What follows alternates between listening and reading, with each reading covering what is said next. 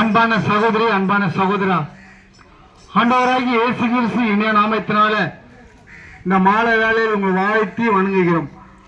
ஆண்டவராகிய இயேசு கிறிஸ்து நமக்கு இந்த மாலை வேளையில் சொல்லுகிற வார்த்தை நம்ம இதற்கேற்ற வார்த்தை.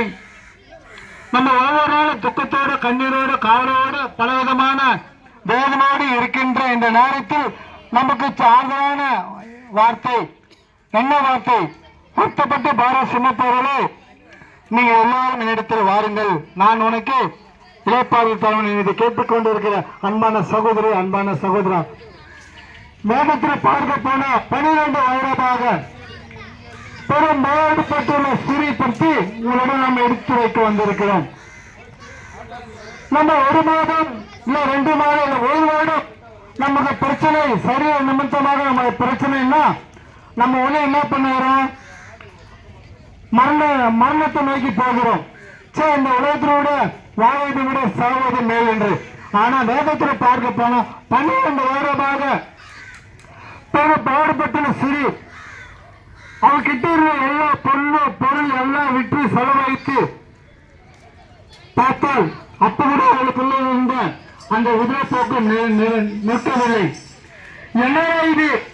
நம்ம கிட்ட இருந்த பொருள் எல்லாம் போயிடுச்சு.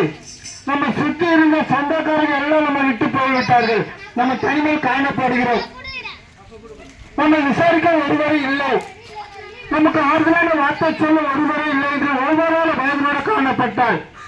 அவள் சரீரத்தில் ஒரு துர்நாற்றம் வந்தது. இதை கேட்டுக்கொண்டிருக்கிற அன்பான சகோதரி, அன்பான சகோதரா, அப்படி ஒவ்வொரு நாளும் துக்கத்தோட, கண்ணீரோட, காவலோட வாழ்ந்து கொண்டிருந்த அந்த சகோதரி ஒரு முடிவுக்கு வந்தால், நம் கட்டிருந்த பொருள் எல்லாம் விற்று செலவழித்து நம்ம சரீரத்துக்கு இந்த பிரச்சனைக்காக பார்த்தோம். ஆனால் அது முடியவில்லை.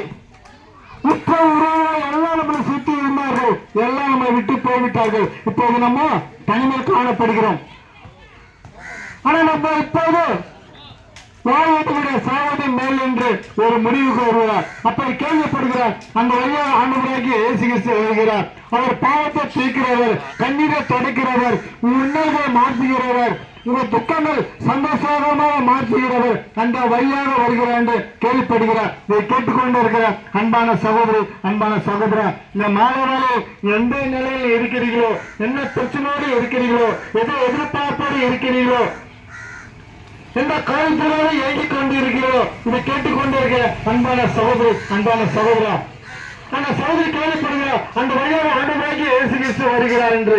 சரி, நம்ம எவ்வளோ டாக்டரோட போனோம், குணமாகவில்லை. சரி, அந்த ஆண்டவராகிய இயேசு கிறிஸ்து அவர் பாவத்தை தீர்க்கிறவர், கண்ணீரை துடைக்கிறவர், அந்த வழியாக வருகிறார் என்று நிறைய பேர் சொல்லுகிறாரு. சரி, நம்ம போய் பார்க்கலாம் என்று ஆண்டவராகிய இயேசு கிறிஸ்து பார்க்கும்போது முகமுகமா பார்க்க முடியல. ஏன்னா சுற்றி ஜனம் கூட்டம்.